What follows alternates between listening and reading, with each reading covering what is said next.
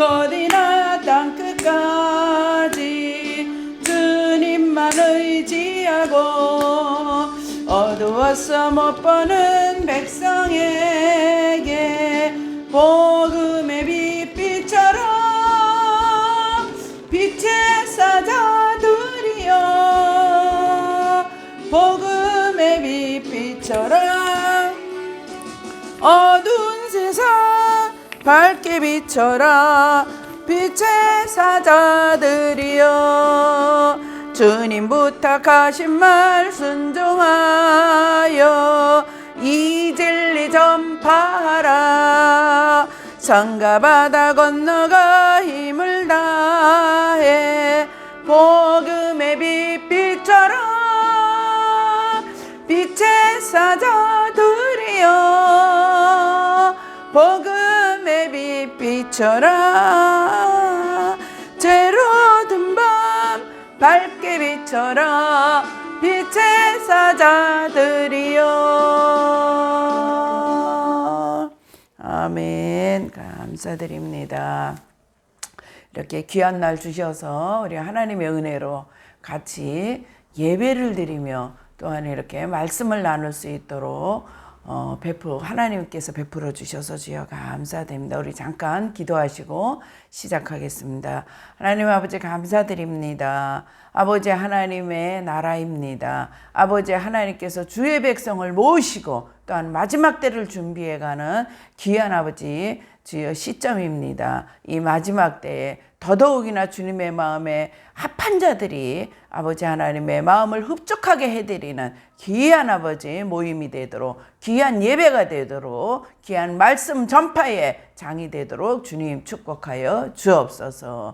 감사드리며 예수님의 이름 받들어 기도드리옵나이다. 아멘. 우리 오늘 말씀은 요한계시록 서론과 그 다음에 계시록 7장과 다니엘서 9장에 대해서 우리 같이 나눠보겠는데 참으로 요한계시록은 중요하죠. 지금 이 시대에 우리가 반드시 알고 깨닫고 넘어가야 될 그런 귀한 말씀입니다. 이 세상에 그 어떠한 계획보다 하나님의 계획보다 더 앞서가는 것이 있습니까? 하나님의 섭리보다 더 긴박하고 더 중요한 그런 섭리가 있겠습니까? 하나님께서는 그 하나님의 마음과 계획과 섭리를 어디에 다 풀어놓으셨어요? 요한계시록에 풀어놓으셨습니다.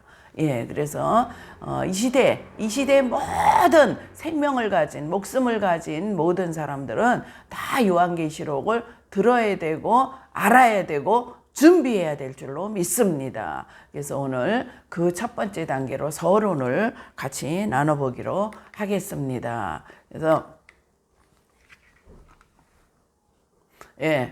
대부분 재림신앙이 중요한 것은 알지만 주님이 재림하신 목적에 대해서는 잘 모르고들 있습니다.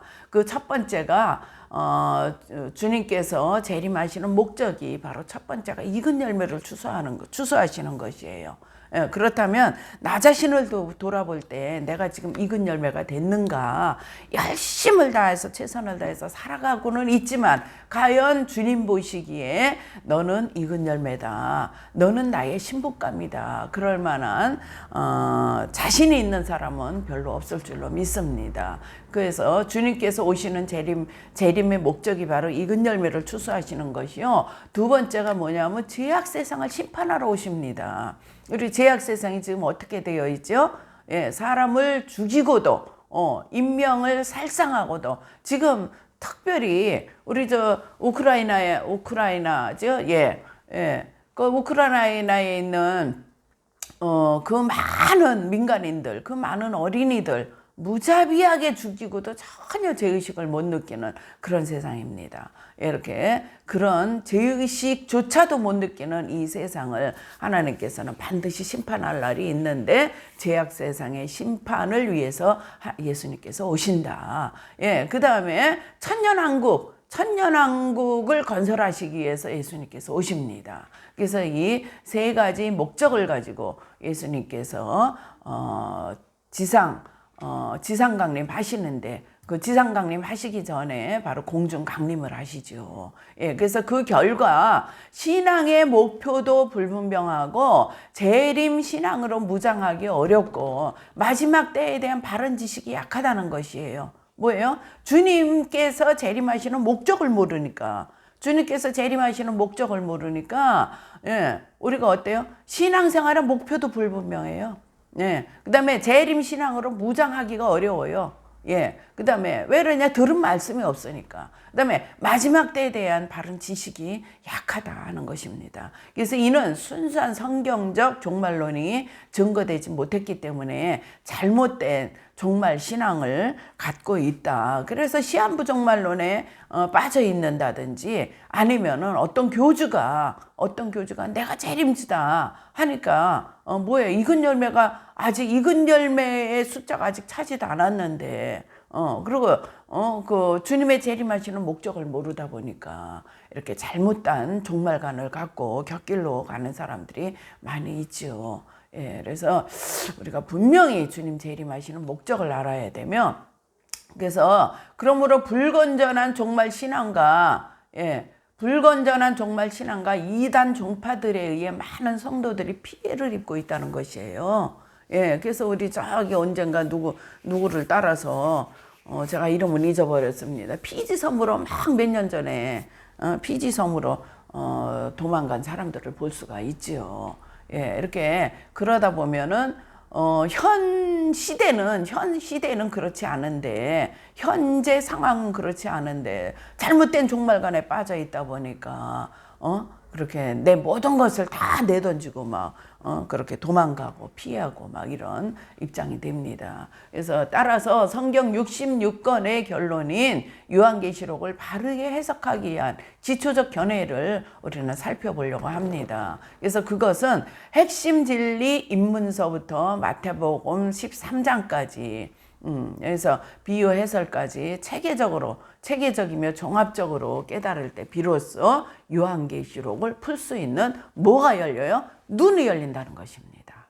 예, 그래서 우리 입문서부터 마태복음 13장까지 마태복음 13장 또 성경 전체가 비유라고 가르치는 또 우리 신천지가 있지요. 예, 그래서 성경 전체가 비유가 아니고 비유도 있고 사실도 있고 그 다음에 문자적으로 해석해야 될 것도 있다는 것을 우리는 분별해야 될 줄로 믿습니다.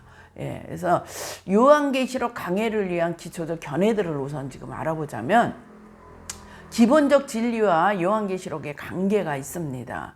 예, 그래서 기본적 진리, 7가지 기본적 진리를 우리가 먼저 나누고 그 다음에 요한계시록을 열어보면은 굉장히 이해가 빠를 줄로 믿습니다.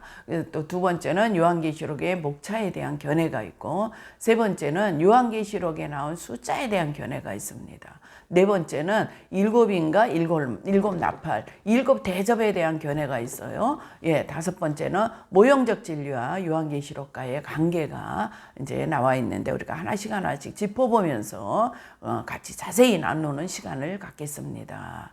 예, 그래서 기본적 진리, 그 첫 번째로 기본적 진리와 요한계시록의 관계를 보자면, 먼저 첫 번째 뭐냐면 입문과 이긴 자의 연구에 대해서 나옵니다. 그래서 모든 성도들이 지향해야 될 영적 목표와 가치관을 뚜렷하게 제시해야 되는데, 요한계시록 2장 3장의 교회 시대의 이긴 자들에 대한 연구는 계시록 해석의 중요한 열쇠가 된다는 것이에요. 그래서 휴거되는 성도들과 대환란 통과 성도들에 대한 차이점이 어디에서 나오고 있어요? 바로 연단과 익은 열매에 대해서 연구할 때 나온다 하는 것입니다.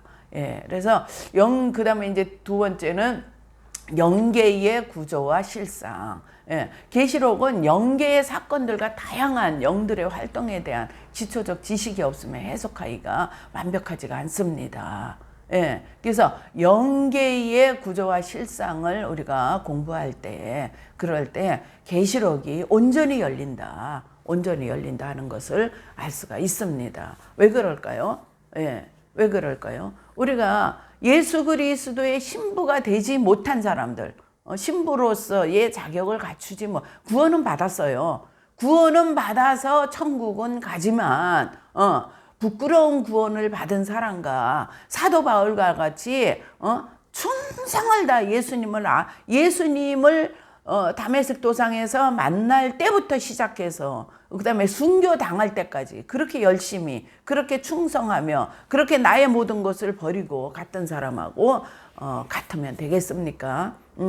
그렇다고 또 예수님을 임종 직전에 예수님을 영접했어요. 그래서 믿음이 내 심령 속에 씨앗이 뿌려졌어요. 그러면 그 사람은 그러면 뭐 쌓은 것이 한 일이 아무것도 없기 때문에 그럼 지옥 가야 됩니까? 그건 아니라는 것이지요. 그래서 거기에 대한 완성된 우리가 진리를 파악하기 위해서는 영계의 구조와 실상을 확실하게 알아야 된다는 것입니다. 또한 우리가 재론을 공부하지 않을 수가 없는 것이 빛과 어둠에 대한 분별력이 있어야 돼요. 빛과 어둠에 대한 분별력이 있어야 되고 또 영적인 것과 육적인 것에 대한 지식을 바탕으로 회개해야 될 죄가 무엇인지 알아야 되고 특히 대환란을 통과하는 성도들이 정결하게 되어야 할 것이 무엇인지 알려준다 하는 것입니다. 어디에서요? 죄론에서요. 예. 그 다음에 속죄복음. 그러면 우리가 죄만 또 다루다 보면은 스트레스 받아요. 그러지 않아도 내가 죄인인 줄 잘 알고 있는데, 내가 죄인인 줄 잘 알고 있어요. 물론 구원받았기 때문에 천국 백성으로 가기는 하지만, 그러함에도 불구하고, 나의 영혼 속에 아직도 뿌리 박혀 있는 죄의 공장, 죄의 공장에서 계속해서 매일매일 죄성이 올라오죠.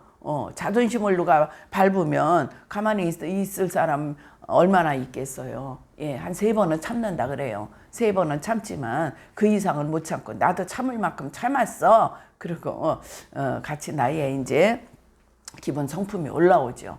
예. 그래서 이렇게 죄론을 다룬 다음에 그렇다면 예수님께서 우리의 죄를 어떻게 도말해 주셨는지 그 죄 문제를 해결하시는 하나님의 방법에 대해 알기 때문에 계시록에 나오는 자기 옷을 빨고 흰 옷을 입는다는 진리를 바르게 우리 속죄복음을 공부하면서 해석할 수 있다는 것입니다. 예, 그래서 또 이렇게 속죄복음을 우리가 깊이 나눠야 되고 그 다음에 또 뭐냐면 성화된 성도들의 생애예요. 성화된 성도들의 생애. 예, 어린 양이 어디로 인도하시든지 따라가는 성도들. 성화된 성도들은 아니오가 없어요. 아니오가 없습니다. 예, 어린 양이 예수님의 성령이 어디로 인도하든지 따라가는 성도들, 즉 밝은 빛의 갑옷을 입고 가장 충성스럽게 봉사한 교회 시대의 14만 4천 명, 교회 시대의 익은 열매들에 대한 진리를 어디에서요? 성화된 성도들의 생애를 우리가 나누다 보면 확실하게 깨달을 수가 있습니다. 예, 또한 성화된 성도들과 나는 어떤 차이가 있는지 우리가 그걸 분별할 수가 있죠. 그 다음에 영적 성장론이 아주 중요합니다. 죄성과 정욕에 물든 성도들의 마음과 행실을 점진적으로 우리가 정결케 하는 성장 과정에 대해서 알아야 되는데 그걸 어디서 잘 알려줘요? 영적 성장론이요. 예. 영적 성장론에 대해서 우리가 같이 나누다 보면 나는 지금 영적 성장이 어느 정도 와 있다. 꼭 남을 판단하라고 이 공부를 하는 건 아닙니다. 쟤는 지 스스로는 영적으로 엄청 높이가 있는 줄 아는데 우리가 보기엔 그게 아니거든. 남을 판단하라는 것이 아니라 내 스스로를 판단하는 그런 귀한 말씀이 바로 영적 성장론입니다. 그래서 대환란 중에 일어나는 모든 사건과 재앙들은 모두 성도들을 연단시키기 위해서, 연단하여 성장시키기 위해서요. 연단하는 것이 목적이 아니라 연단을 통해서 성장시키기 위해서 이렇게 위한 하나님의 섭리란 것을 우리가 알 수가 있습니다. 그래서 영적 성장론이 굉장히 중요하죠. 예, 또 마태복음 마지막으로 마태복음 13장의 비유와 해설이 있습니다. 14만 4천이라는 숫자는 무엇인가? 교회 시대 동안 살아서 광야 연당 가정을 마치고 처음 익은 열매가 된 성도들을 바로 14만 4천 명이라고 한다 하는 것을 정확하게 가르쳐 줍니다. 뭐라 그러죠? 예수님의 12제자와 12제자와 그다음에 또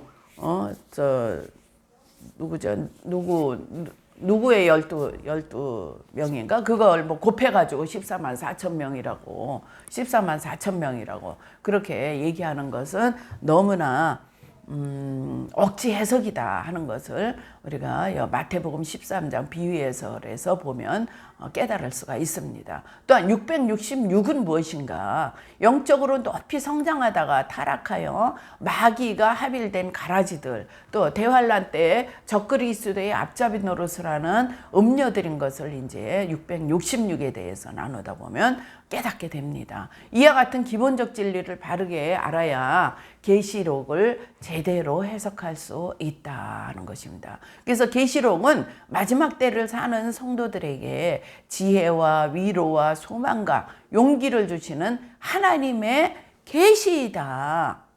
앞으로 벌어질 일이야, 앞으로. 그러니까 지금까지 지나간 일, 성경 65권도 굉장히 중요하지만, 그렇지만 앞으로 다가올 아직 열리지 않은 성경 한 권 요한계시록, 우리가 이걸 분명히 알고 나아가야 될 줄로 믿습니다. 왜 그럴까요?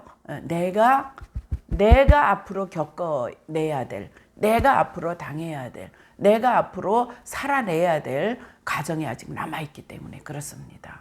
예, 그래서 얼마나 중요한지 모릅니다. 예, 그래서 성도들에게 계시록을 주시는 목적이 있어요.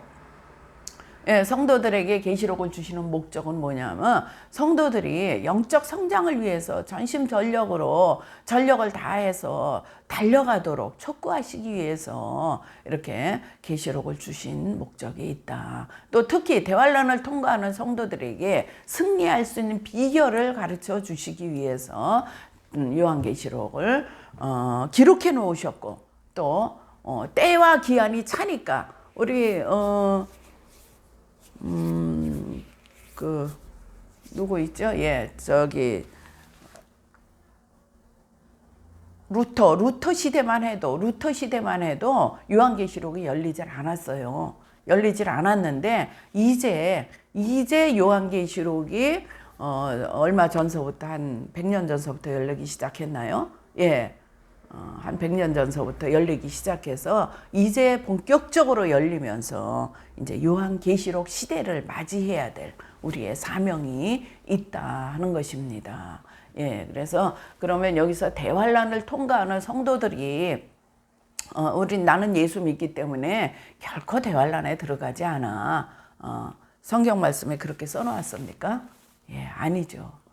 대환란에 들어가는 성도들에 대해서 요한계시록에 많은 부분 이렇게 써 놓았습니다. 그렇다면 내가 만일에 대환란에 들어가지 못한다면 어떻게 대처를 해야 되는지, 또 대환란에 들어가지 않기 위해서 지금 어떻게 살아야 되는지, 예, 그것을 정확하게 알려주시는 그 내용이 바로 지금 요한계시록 강해입니다. 예. 그다음에 요한계시록의 목차에 대한 견해를 우리가 살펴보자면 1장 1절부터 20절까지는 서론과 그리스도여 예수 그리스도의 환상에 대해서 나와 있습니다. 그 다음에 2장 1절부터 3장 22절까지는 7교회에 주시는 주님의 편지예요.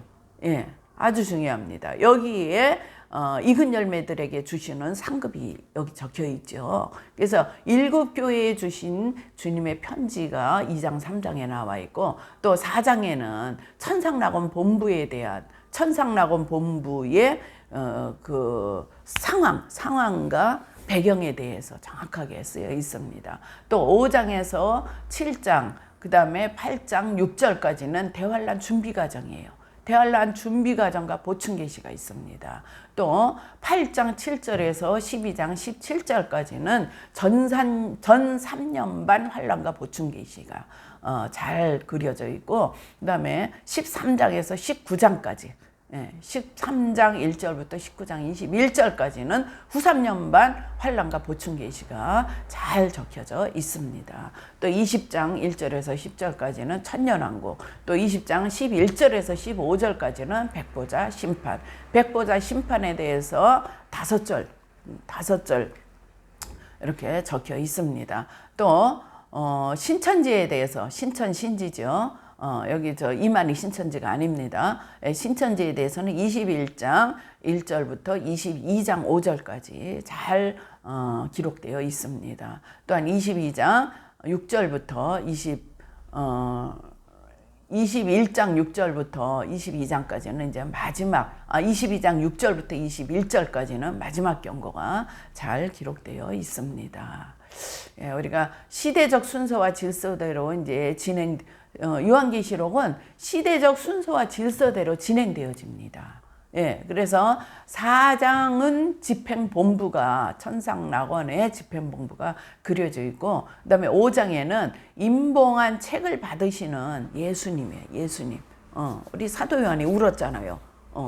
그 인을 뗄 자가, 뗄 사람이 없어서 통곡하면서 우는 모습이 나와 있었죠. 6장에 임봉한 책에 인을 떼시는 예수님이 이제 기록되어 있고, 8장에는 전 3년 반 시작과, 그다음에 11장에는 전 3년 반이 끝나는 장이고, 13장에는 후 3년 반 시작과 19장으로 이제 끝나고, 그다음에 20장에는 천년왕국과 백보자 심판, 또 21장에는 영원 천국과 이렇게 신천 신지에 대해서 나와 있습니다. 22장에는 마지막 경고죠. 그래서 요한계시록은 이렇게 1장 1절부터 22장 21절까지 하나님의 질서와 시대적 순서를 따라서 계시에 잘 적어 놓으셨어요. 그 다음에 지혜가 완벽한 책임을 알 수가 있습니다. 계시록의 구절을 보자면 대환란의 사건, 그다음에 순서대로 진행되는 중심 세계와 중심 계시와 그다음에 이해를 돕기 위한 보충 계시로 조화를 이루고 있다 하는 것입니다.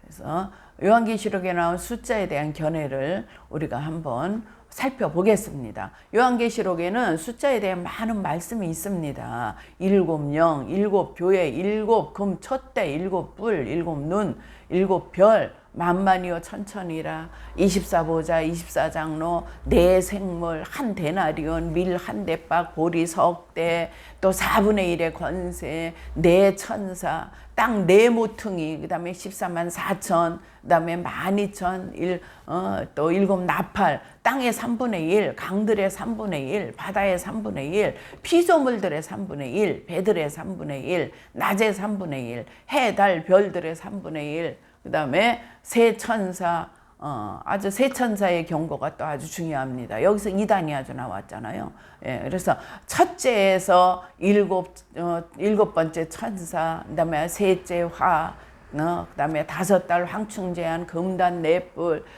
새 재앙, 사람의 3분의 1, 2만만, 그 다음에 7의뢰, 42달, 2증인, 1260일, 감람나무, 2촛대, 죽은 사람, 7천, 12별, 7멸이 12, 그 다음에 7면류관, 하늘별 3분의 1, 2날개, 한때, 두때, 반때, 2뿔, 짐승, 666, 그 다음에 1600 스타디온, 7재앙, 7금 촛대, 3영, 3갈래, 그 다음에 1달란트, 7산, 그 다음에 7왕, 10왕, 8째 왕, 하루 동안, 그 다음에 1000년, 사방, 둘째 사망, 첫째 부활, 그 다음에 12문, 12천사, 12지파, 12사도, 그 다음에 12이름, 그 다음에 12,000 스타디온, 그 다음에 144 규빗, 그 다음에 세문, 12진주, 한진주,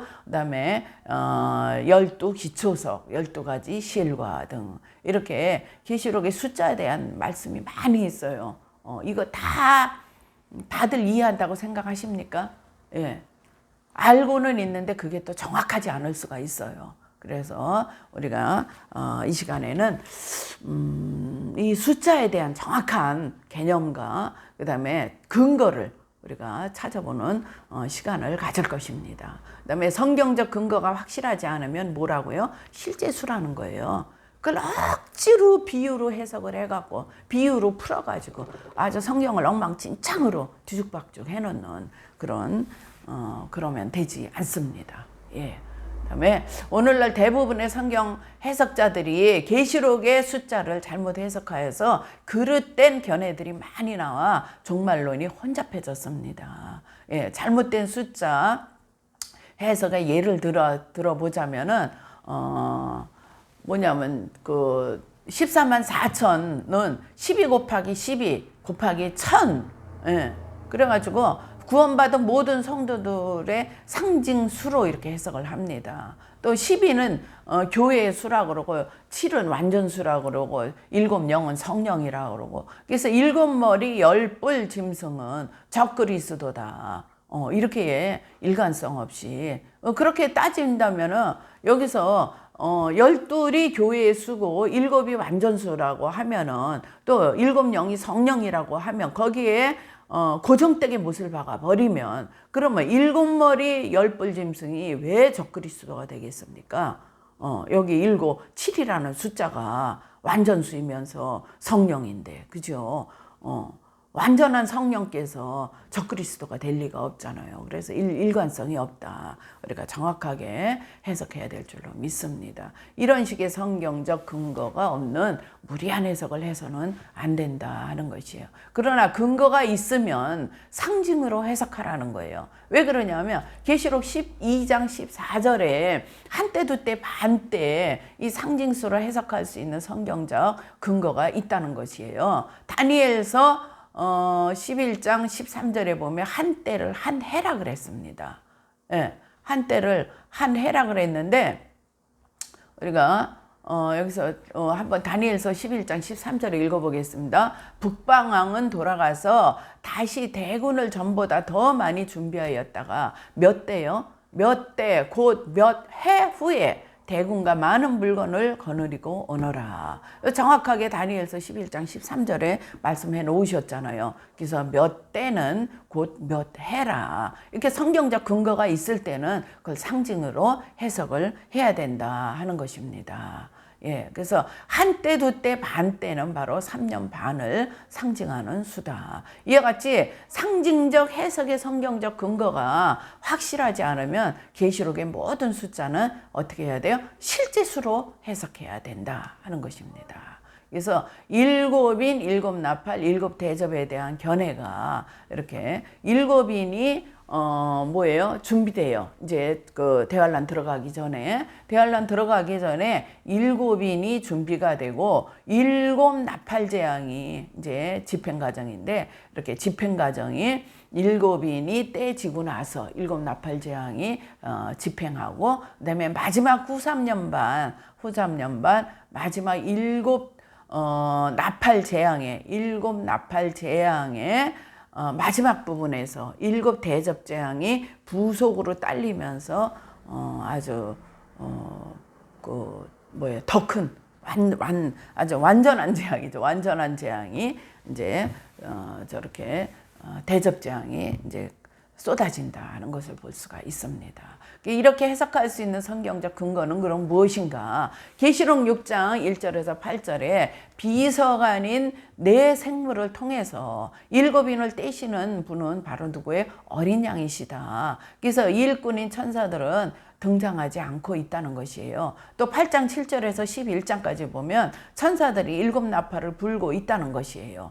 예, 그래서 예수님은 나팔을 불지 않으시고 천사들이 나팔을 불면서 그렇게 일곱 나팔을 불면서 나팔 재앙이 임하는 것을 볼 수가 있습니다.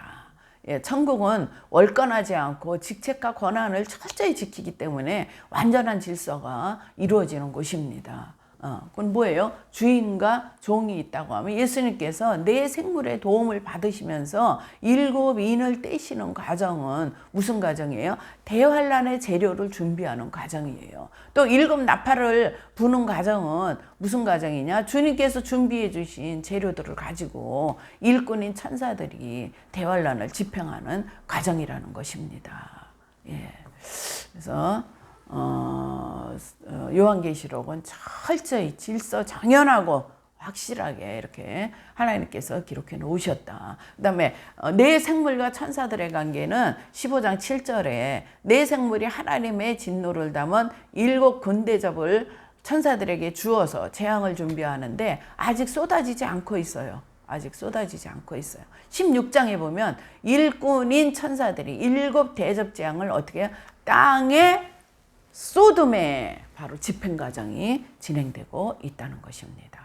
예, 그래서 6장에는 내 생물은 인을 떼시는 예수님을 도와드리는데 일꾼인 천사는 등장하지 않는다. 예, 근데 8장에서부터 11장까지는 7나팔을 불 때 천사들이 활동하게 되는데 바로 구분을 해보자면 예수님은 누구셔요? 통치자이셔요. 그 다음에 내 생물은 비서관입니다. 또 24장로도 비서관이에요. 7영은 누구예요? 각부 장관입니다. 예. 그 다음에 천사는 공무원이다 하는 것을 알 수가 있습니다. 예. 그래서 기도 상달 후 응답으로 대환란이 시작된다. 우리 요한계시록 8장 3절에서 5절을 보면 모든 성도의 대표인 교회시대 이긴 자들의 기도가 상달되고 응답으로 이루어지는 것을 볼 수가 있습니다. 우리 8장 3절에서 5절 한번 보겠습니다. 또 다른 천사가 와서 제단 곁에 서서 금향로를 가지고 많은 향을 받았으니 이는 모든 성도의 기도들과 합하여 보좌 앞 금단에 드리고자 함이라. 예, 4절에 향연이 뭐예요? 기도죠. 성도의 기도와 함께 성도의 기도가 연기처럼 올라간다 그래요.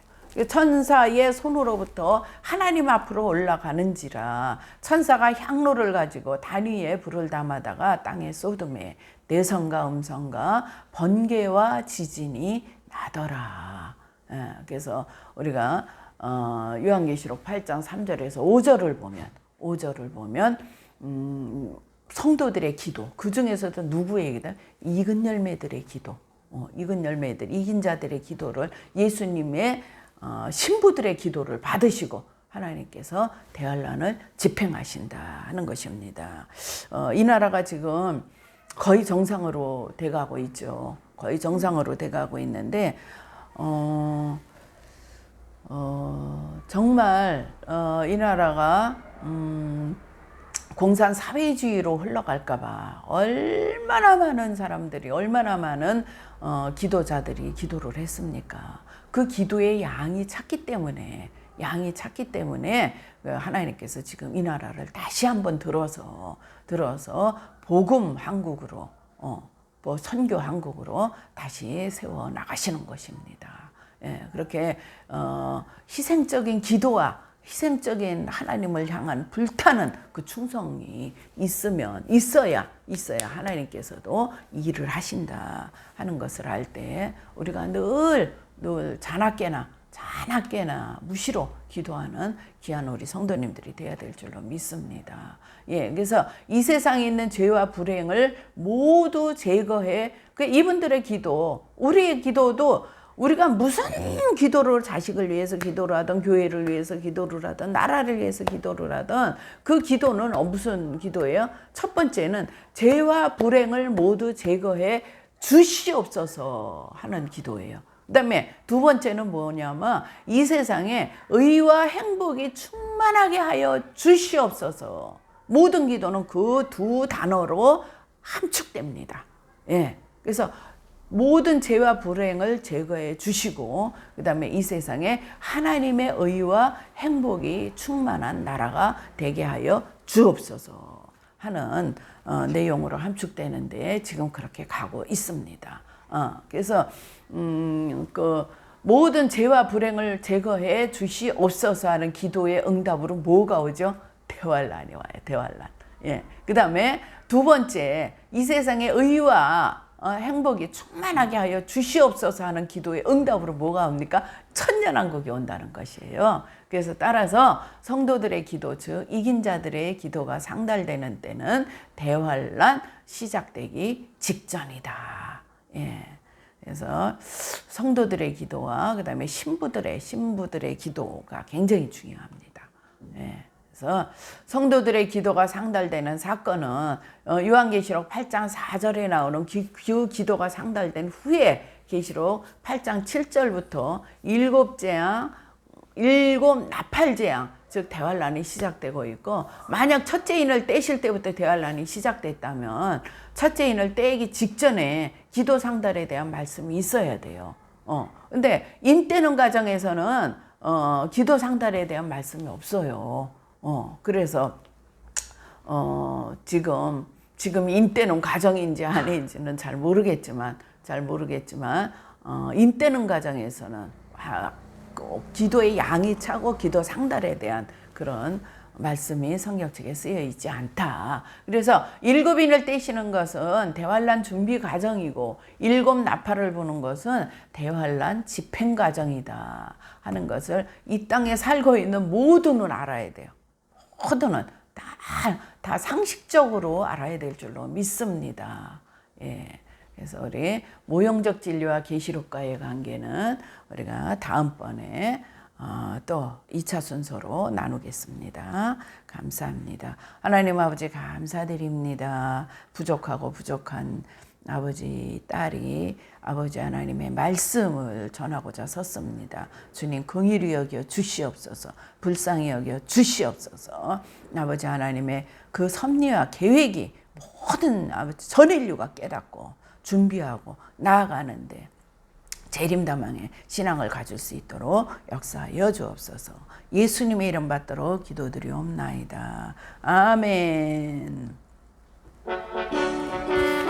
주여 감사드립니다. 아버지.